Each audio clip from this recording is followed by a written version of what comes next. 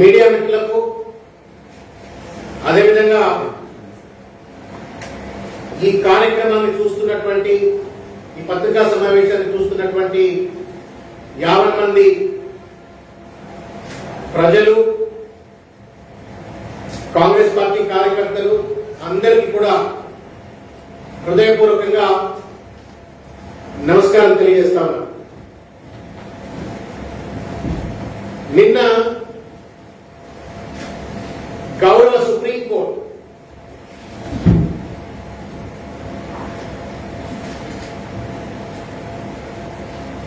Justice Ashok Bhushan, M R నేతృత్వంలో ఉన్నటువంటి supreme court bench Gaurav Kumar Bansal అనేటువంటి ఒక వ్యక్తి కేంద్ర ప్రభుత్వం మీద వేసినటువంటి ఒక కేసు. అదేంటి అంటే కోవిడ్ లో చనిపోయిన వాళ్ళందరికీ కూడా, కోవిడ్ వల్ల చనిపోయిన వాళ్ళందరికీ కూడా 4 లక్షల రూపాయలు నేషనల్ డిజాస్టర్ మేనేజ్మెంట్ యాక్ట్ దృష్టిలో పెట్టుకుని 4 లక్షల రూపాయలు దేశవ్యాప్తంగా చనిపోయినటువంటి వాళ్ళందరికీ కూడా 4 లక్షల రూపాయలు ఇవ్వాలని చెప్పని కోర్టులో కేసు వేసిండ్రు. దాని మీద నిరంతరంగా హియరింగ్స్ జరుగుతూ వస్తా ఉన్నాయి. నిన్న supreme court has given a very clear directions. ఏమని అంటే నేషనల్ డిజాస్టర్ మేనేజ్మెంట్ యాక్ట్ ప్రకారంగా కాంపెన్సేషన్ ఇవ్వాలా, రిలీఫ్, ఫైనాన్షియల్ రిలీఫ్ తప్పనిసరిగా ఇచ్చే బాధ్యత ప్రభుత్వం మీద ఉన్నది. దానికి అవసరమైనటువంటి గైడ్ లైన్స్ తయారు చేసిన బాధ్యత నేషనల్ డిజాస్టర్ మేనేజ్మెంట్ అథారిటీ మీద ఉందని చెప్పని clear cut directions were delivered by the supreme court of India to the national disaster management authority to prepare the guide lines to provide the compensation to all the diseased people due to Covid. మేము supreme court వారికి చేతులెత్తి నమస్కారం చేసి మేము ధన్యవాదాలు తెలియజేస్తా ఉన్నాం.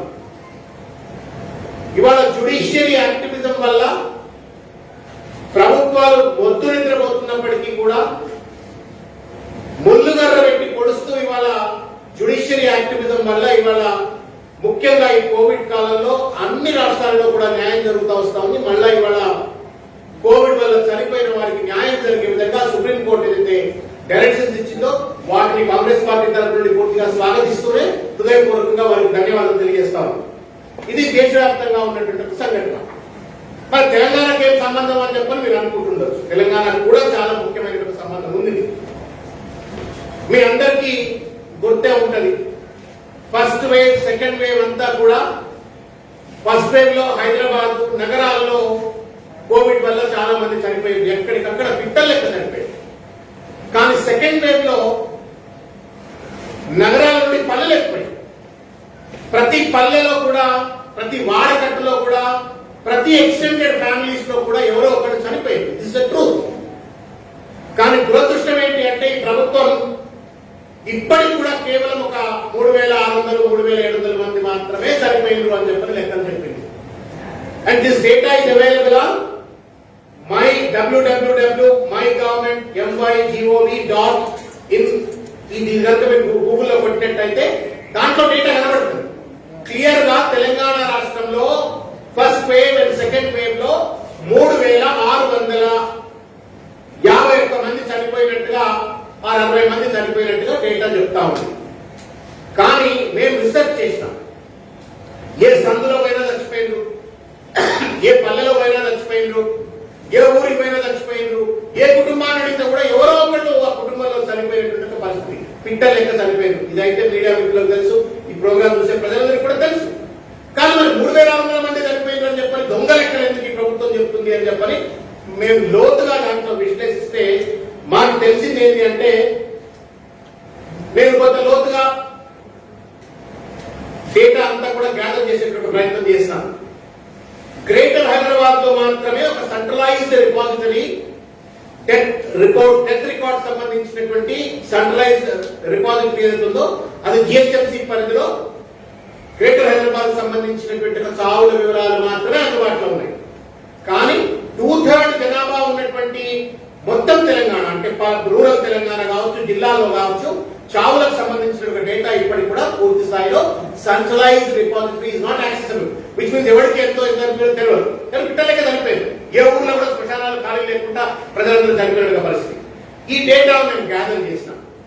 ఇది గ్రేటర్ హైదరాబాద్ లో చనిపోయిన వాళ్ళ యొక్క సంఖ్యకు మొత్తం కూడా నెలల వారీగా ఏ నెలలో ఏ సర్కిల్లో ఎంతమంది చనిపోయిందని చెప్పి మొత్తం అంతా కూడా ఇన్ఫర్మేషన్ గ్యాదర్ చేస్తే మీ అందరికీ నేను చెప్పదలుచుకునేది ఏంటంటే హైదరాబాద్ లో గ్రేటర్ హైదరాబాద్ లో 30 సర్కిల్స్ ఉన్నాయి.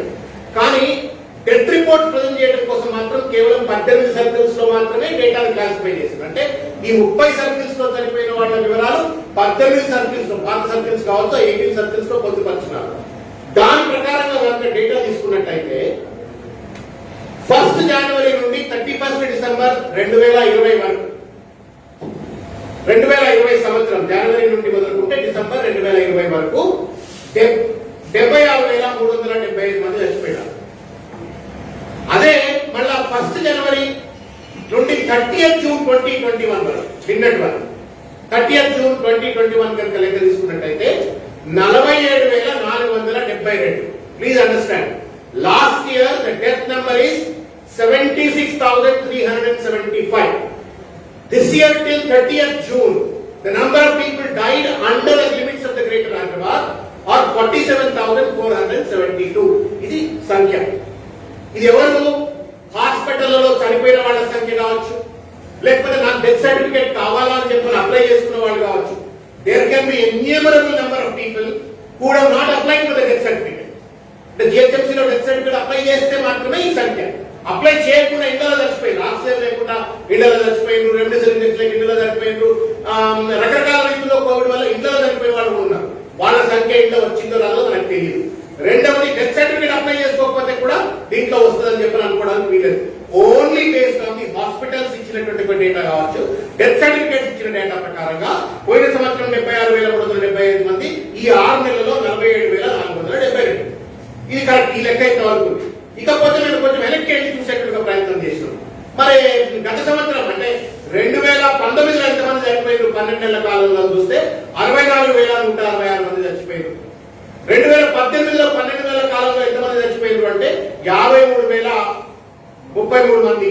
తర్వాత 2017లో ఎంతమంది చచ్చిపోయారు గ్రేటర్ హైదరాబాద్ అంటే 50,714. ప్లీజ్ అండర్స్టాండ్, 2017లో 50,714, 2018లో 53,033, 2019లో 64,166, 2020 ఏదైతే కోవిడ్ ఫస్ట్ వేవ్ వచ్చిందో దాంట్లో 76,377. సెకండ్ వేవ్ ఏదైతే విచ్చలవిడిగా ప్రజలు చంపిందో ఆ కాలంలో 47,472 కేవలం 6 నెలల పరిధిలోనే. which clearly amplifies that Covid వల్ల 2020లో 2021లో వేలాది మంది చనిపోయినారు. అయితే కొంచెం సెన్స్ ఉన్నటువంటి, రేషనాలిటీ ఉన్నటువంటి వాడు ఎవడైనా సరే ఈ మ్యాథమెటిక్స్ కనుక చూసినట్టయితే ఈ 3 సంవత్సరాలు యావరేజ్ చేయండి. 17, 18 తర్వాత 19, 3 సంవత్సరాల యావరేజ్ కనుక తీసుకున్నట్టయితే మొత్తం సావులన్నీ కూడా చూసి యావరేజ్ చేసినట్టయితే 57,791 మంది మాత్రం ఈ 3 సంవత్సరాల యావరేజ్. అంటే 3-year average death rate in Greater Hyderabad, the number of deaths in Greater Hyderabad is 55,791. Whereas 20లో వచ్చినప్పుడు 76,000, 6 నెలల్లో 47,000 మంది మనం 2021 చూసినాం. అంటే ఈ 76,000 నుండి మీరు కనుక 55,000 తీసినట్టయితే దట్ ఇస్ కోవిడ్ డెత్ అని అనుకోవాల్సి వస్తుంది. వేరే ఏ కారణాలు లేవో చనిపోవడానికి. 40,000 మంది 6,000 మంది, ఇప్పుడు మీరు 47,000 మంది 6 నెలల్లో చచ్చిపోయారు కదా. కాబట్టి ఇవన్నీ కూడా దాదాపు 50,000 మంది, నేను ఉట్టి రమారమి లెక్కలు చెప్తా ఉన్నాను, 50,000 మంది గ్రేటర్ హైదరాబాద్ పరిధిలోనే కోవిడ్ వల్ల చచ్చిపోయినారు. అది 1/3 పాపులేషన్ ఉన్నటువంటి హైదరాబాద్ లో.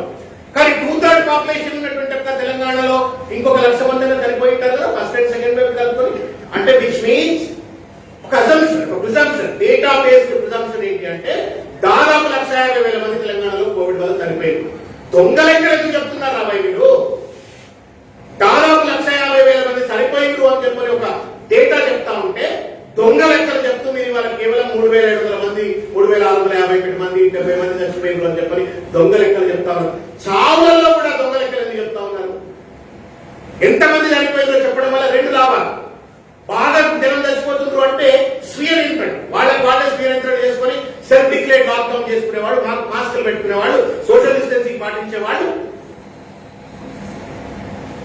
నీ పరిపాలనా సామర్థ్యాన్ని ఎక్కువ చేస్తూ పెట్టుకోవడం కోసం, నీ చేతగాంతనాన్ని కప్పిపుచ్చుకోవడం కోసం చావుల లెక్క తప్పు చేయడం న్యాయమా కేసీఆర్ గారు అని చెప్పని వాళ్ళని సూటిగా ప్రశ్నిస్తా ఉన్నాను. ఇకపోతే ఈ సుప్రీంకోర్టు తీర్పును మీడియా మిత్రులు దయచేసి కేర్ఫుల్ గా వినాలని చెప్పి నేను కోరుతా ఉన్నాను.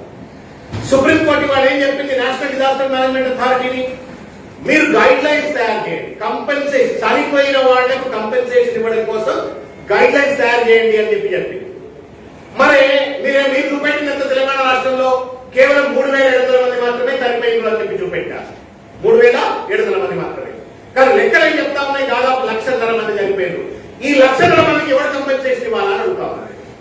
రేపు పొద్దున్నట్టు national disaster management authority guidelines తీసుకొచ్చి చనిపోయిన వాళ్ళందరికీ కూడా మీరు డబ్బులు ఇవ్వండి అంటే, తెలంగాణ రాష్ట్రంలో official data indicates that there are only 3,700 people have died.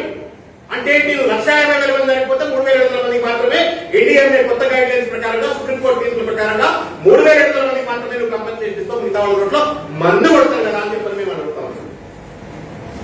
కాబట్టి మేము ప్రభుత్వానికి విజ్ఞప్తి ఏం చేస్తా ఉన్నామంటే, మీడియా మిత్రుల ద్వారా మేము ప్రభుత్వానికి విజ్ఞప్తి ఏం చేస్తా ఉన్నామంటే, దయచేసి పేషెంట్ గొప్పది తప్పులు జరిగినాయి, తప్పులు ఒప్పుకున్నాం. కానీ వాళ్ళ సుప్రీంకోర్టు ఏదైతే తీర్పు ఇచ్చిందో, ఎన్డీఎంఏ ఏదైతే గైడ్ లైన్స్ తయారు చేయబోతా ఉందో, 4 లక్షల 6 లక్షల 10 లక్షల ఎంతో కంపెన్సేషన్ వస్తుంది. ఆ కంపెన్సేషన్ చనిపోయిన వాళ్ళందరికీ అందాలంటే there is a need for reviewing the death reports. ఇవాళ తెలంగాణలో కోవిడ్ వల్ల చనిపోయినటువంటి వాళ్ళందరి డెత్ రిపోర్ట్స్ కూడా రివ్యూ చేసి చనిపోయిన వాళ్ళ అసలు సంఖ్యను బయట పెట్టాలా. చనిపోయిన వాళ్ళందరికీ కూడా కోవిడ్ వల్ల డబ్బున్నోడు పైసలు తీసుకోకపోతే పర్లేదు, కానీ చనిపోయిన వాళ్ళంతా కూడా మిడిల్ క్లాస్ వాళ్ళు, చాలా మంది అనాథలైనరు, భర్తలు కోల్పోయినరు, సోల్ ప్రెడేటర్స్ కోల్పోయినరు. వాళ్ళందరికీ న్యాయం జరగాలంటే తప్పనిసరిగా ఇవాళ వాళ్ళందరికీ న్యాయం జరగాలంటే ఇవాళ ఈ తెలంగాణ రాష్ట్ర ప్రభుత్వం చనిపోయిన వాళ్ళ సంఖ్యను, అసలు చనిపోయిన వాళ్ళు ఎంతమంది అని చెప్పని బయట తీసుకురావాలి. అయితే దీంట్లో ఇంకొకటి నేను మీడియా మిత్రులు చెప్పదలుచుకున్నాను. తెలంగాణ రాష్ట్ర ప్రభుత్వం మీద ఒక బాధ్యత ఉంది. ఐసీఎంఆర్ చాలా స్పష్టంగా చెప్పింది, కోవిడ్ పాండమిక్స్ టైంలో ఎవరు చనిపోయినప్పటికీ కూడా పాజిటివ్ వచ్చి కోమార్బిడ్ కండిషన్స్ ఉంటే కూడా, గుండెలో హోల్ ఉంది, బ్లాక్స్ ఉన్నాయి, కిడ్నీ ఖరాబ్ ఉంది, లివర్ ఖరాబ్ ఉంది, ఇంకేదో ఖరాబ్ ఉంది, పాజిటివ్ వచ్చి కోమార్బిడ్ కండిషన్స్ ఉంటే కూడా మీరు కోవిడ్ డెత్ గానే తీసుకోండి అని చెప్పని దాంట్లో రికార్డ్ చేయమని చాలా స్పష్టంగా చెప్పింది. Clear guide lines, ICMR guide lines. నేను మీకు చదివి ఇస్తాను మీడియా వాళ్ళకి అర్థం కావడానికి. Even if a Covid positive person dice without symptoms of disease, the death should be recorded as COVID-19 death under particular act of World Health Organization. Even if a COVID positive patient appears to die of respiratory failure, the underlying cause of death should be listed as COVID-19. If a COVID positive person has comorbidities, the patient has higher risk of dying due to respiratory failure, but the comorbidity should not be listed as underlying cause of the death, but still remains the cause of death. కాబట్టి comorbidities వల్ల చనిపోయినా, లేకపోతే Covid వల్ల చనిపోయినా, respiratory వల్ల చనిపోయినా, ఈ pandemic కాలంలో ఎవరు చనిపోయినప్పటికీ కూడా కోవిడ్ డెత్స్ గా రిపోర్ట్ చేయాలి.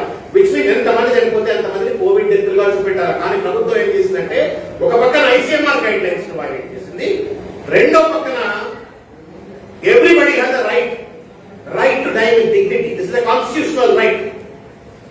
ఆ చావులో కూడా అబద్ధం ఎందుకు? నేను చనిపోతే నేను ఎందుకు చనిపోయినా అనేటువంటి ఒక నిజాం పేరు మీద చావాలి, అబద్ధం మీద ఎందుకు చావాలా? The right to die with the dignity of the constitutional provision that was emanated from the Article 21 clear గా ఏం చెప్తుంది అంటే, చనిపోతే వాడికి ఆ గౌరవం ఇవ్వాలా. ఇవాళ నా చావులో కూడా అబద్ధం చెప్తూ, నా చావును కూడా, ప్రజల యొక్క చావును కూడా అగౌరవపరుస్తా ఉన్నారు, అబద్ధం చేస్తా ఉన్నారు. అన్యాయం. ఒక పక్కన ఐసీఎంఆర్ గైడ్ లైన్స్ వైలేట్ చేస్తా ఉన్నారు, రెండోది కాన్స్టిట్యూషనల్ రైట్ ను వైలేట్ చేస్తూ నా చావును అగౌరవపరుస్తా ఉన్నారు, ప్రజల చావును అగౌరవపరుస్తా ఉన్నారు. మూడవది వాళ్ళ సుప్రీంకోర్టు తీర్పు వల్ల ప్రజలకు రానున్నటువంటి కంపెన్సేషన్ రాకుండా ఇవాళ వాళ్ళ నోట్లో మందు కొడతాం. రాష్ట్ర ప్రభుత్వం మీద నెత్తి మీద నోరు పెట్టుకొని అనుకున్నాము, అయ్యా మాకు అనేక మంది పిల్లలు, వేలాది మంది పిల్లలు అనాథలు అయిపోయినారు, భర్తలు కోల్పోయినారు, బ్రెడ్ చచ్చిపోయినారు, డబ్బులు ఇవ్వండి, కంపెన్సేషన్ ఇవ్వండి. కంపెన్సేషన్ ఇవ్వాల. ఇప్పటికి కూడా పక్కన ఆంధ్రప్రదేశ్ లో ఇచ్చింది, ఇక్కడ మాత్రం ఇవ్వాల, మొత్తం ఇవ్వలేదు. ఇవాళ కేంద్ర ప్రభుత్వం ఇచ్చేటువంటి ఒక పరిణామక్రమం ఉంటే కూడా కేవలం 3,000-4,000 మందికి తప్ప మిగతా వాళ్ళకి ఇచ్చే పరిస్థితి లేదు. ఏం పాపం చేస్తున్నాం తెలంగాణ సమాజం? నువ్వు మందులు ఇవ్వవైంది, ఆక్సిజన్ ఇవ్వవైంది, రెవెన్యూ ఇంజెక్షన్ ఇవ్వైంది, చనిపోయిన వాళ్ళని చనిపోయిన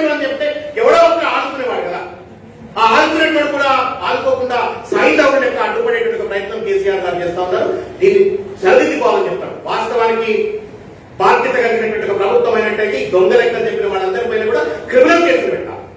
అది శ్రీనివాసరావు కానీ, ఆయన పేరు చెప్పారు జిఎస్ శ్రీనివాసరావు అనుకుంటాడు, director for family and health పేరు, ఆయన పేరు కానీ, లేకపోతే రమేష్ రెడ్డి పేరు కానీ, రిజ్వీ మీద కానీ, చీఫ్ సెక్రటరీ మీద కానీ, హాస్పిటల్ సూపరింటెండెంట్ పేరు మీద, అందరు హాస్పిటల్ సూపర్ దొంగలు.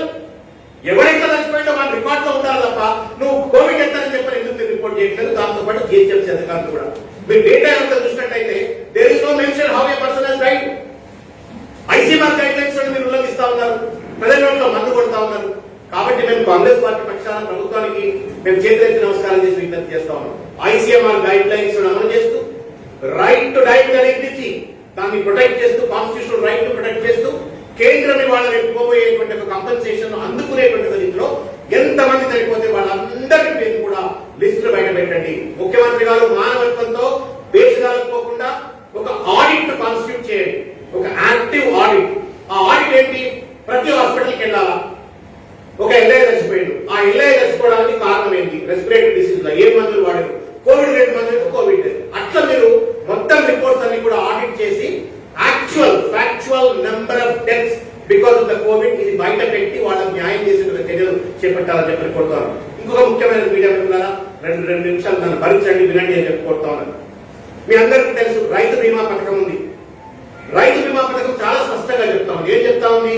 అది మన సొమ్మే కదా. రైతులు చనిపోతే ఏ కారణం చేతైనా రైతులు చనిపోతే, ఏ కారణం చేతైనా రైతులు చనిపోయినట్టయితే వాళ్ళకి 5 లక్షల రూపాయలు ఇవ్వాలని చెప్పని రైతు బీమా పథకం చెప్తా ఉంది. దానికి మనము మన ట్యాక్స్ పేయర్స్ పని ప్రభుత్వం ఎల్ఐసి కడతా ఉంది. వేలాది మంది రైతులు చనిపోయినారు కదా. ఇవాళ కోవిడ్ వల్ల రైతులు కూడా చనిపోయారు. కాబట్టి ఏ కారణం చేతైనా చనిపోతే కూడా 5 లక్షల రూపాయలు ఇవ్వాలని చెప్పిన రైతు బీమా పథకంలో ఉంది. కాబట్టి చనిపోయినటువంటి రైతులు ఎవరైతే రైతు బీమా పథకంలో నమోదు కాబట్టేటువంటి రైతులు ఉన్నారో వాళ్ళందరినీ కూడా గుర్తించి వాళ్ళందరికీ కూడా రైతు బీమా పథకాన్ని వర్తింపజేస్తూ 5 లక్షల రూపాయలు అందజేసే విధంగా చర్యలు చేపట్టాలా. రైతులు అప్లై చేసుకోవడం కోసం వాళ్ళలో చైతన్యం కలిగించే విధంగా ప్రభుత్వమే అన్ని జిల్లా కేంద్రాల్లో ఒక హెల్ప్ డెస్క్ ని పెట్టి కోవిడ్ వల్ల చనిపోయినటువంటి రైతులందరికీ కూడా న్యాయం కల్పించండి అని చెప్పని కోరుతా ఉన్నారు. రెండవది జన్ధన్ యోజన. మీ అందరికీ కూడా తెలుసు జన్ధన్ యోజన. జన్ధన్ యోజన అకౌంట్లు లక్షలాది అకౌంట్లు రాష్ట్ర వ్యాప్తంగా కేంద్ర దేశవ్యాప్తంగా చేసింది, మన రాష్ట్రంలో కూడా చేసింది. If you have bank account there is insurance. కానీ ప్రజలకు తెలియదు. అకౌంట్ ఉంటుంది పేదోడికి, కానీ చనిపోయినందువల్ల వాడికి డబ్బు వస్తున్నట్టు విషయం తెలియదు. కాబట్టి రాష్ట్ర ప్రభుత్వం ఈ లెక్కలను, చావు లెక్కలను సరి చేస్తూనే రైతు బంధు ద్వారా కూడా, రైతు బీమా ద్వారా కూడా చనిపోయిన వాళ్ళందరికీ కూడా 5 లక్షల రూపాయలు ఎక్స్ప్రెషన్ లభించే విధంగా, అదేవిధంగా జన్ధన్ అకౌంట్, బ్యాంక్ అకౌంట్ ఉన్నటువంటి వాళ్లకు ఇన్సూరెన్స్ వర్తిస్తుంది. కాబట్టి ఆ డబ్బులు అందించే విధంగా చర్యలు చేపట్టాలని చెప్పని మేము చేతులు ఎత్తి నమస్కారం చేసి విజ్ఞప్తి చేస్తా ఉన్నాం. మీ జేబులను సోమించేది ఏం లేదు. మీరు ఉట్టి దొంగ లెక్కలు 3,000 4,000 పెట్టినంత మాత్రం మీకేం కొమ్ములు రావు, కిరీటాలు రావు, మీకేం భుజకీర్తులు పెరగవు. కాబట్టి మీ చేసిన తప్పును ఒప్పుకొని, మీ చేసిన తప్పును ఒప్పుకొని ఆడిట్ చేసి, డెత్ రిపోర్ట్స్ ఆడిట్ చేసి చావు లెక్కలు సరిదిద్దండి. రైతు బీమా ద్వారా చనిపోయిన వాళ్ళందరూ రైతులందరికీ కూడా మీరు డబ్బులు ఇప్పించే ప్రయత్నం చేయండి, జన్ధన్ ద్వారా ఇప్పించే ప్రయత్నం చేయండి. మేము ఇది ఒక పెద్ద ఎత్తున ఉద్యమంగా చేస్తాం. ప్రభుత్వం ఈ చావు లెక్కలు సరిదిద్ది ప్రజలందరినీ ఆదుకునేంత వరకు కూడా మా పోరాటం ఆగదు. ఎందుకంటే దొంగ లెక్కలు చెప్పి వాళ్ళ ప్రజలను మోసం చేసేటువంటి హక్కు ప్రభుత్వానికి లేదు. పాలకుడే అబద్ధం ఆడితే ఎట్లా? పాలకుడే నీతి నిజాయితీ చెప్తే ఎట్లా? చావులలో కూడా అబద్ధం చెప్తే ఎట్లా? కాబట్టి ఇవాళ దేశాలకు పోకుండా ప్రభుత్వం న్యాయం చేయాలా. చనిపోయిన వాళ్ళందరికీ థర్డ్ వేవ్ వస్తుంది అంటున్నారు. Some time the month of September, October again third wave ఉంటుంది అంటున్నారు. కాబట్టి ఈ థర్డ్ వేవ్ ఇంకెంతమంది చనిపోతారు? మరి వాళ్ళందరికీ న్యాయం లభించాలి.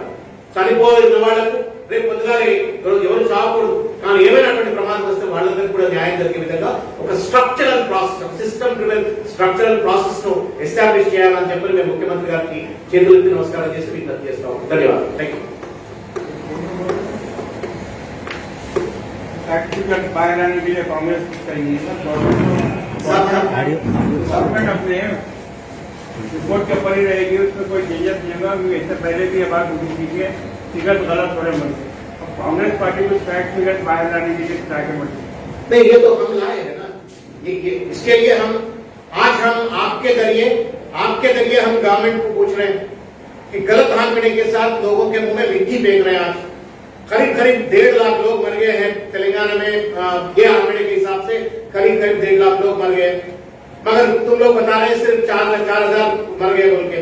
हमारी मांग ये है, कल के दिन अगर सुप्रीम कोर्ट का गाइडलाइंस के जरिए, डायरेक्शंस के जरिए अगर कंपनसेशन दे रहे जो भी मर गए, तो ये 1.5 लाख लोगों को तो मुंह में मीठी पड़ जाएगा। तो हमारी मांग गवर्नमेंट से है कि आप ये आंकड़े को ठीक कीजिए, डेथ रिपोर्ट्स को ऑडिट कीजिए, जितने भी लोग हैं उन लोगों को जस्टिस मिले वैसा, पैसे मिले वैसा आप एक कार्रवाई शुरू करें। ये हमारी तरफ से मांग है। अगर गवर्नमेंट नहीं सुनी, हम रोड पे आएंगे, लड़ेंगे, आखिरी में हम हो सके तो हम हाईकोर्ट का दरवाजा भी खटखटाएंगे।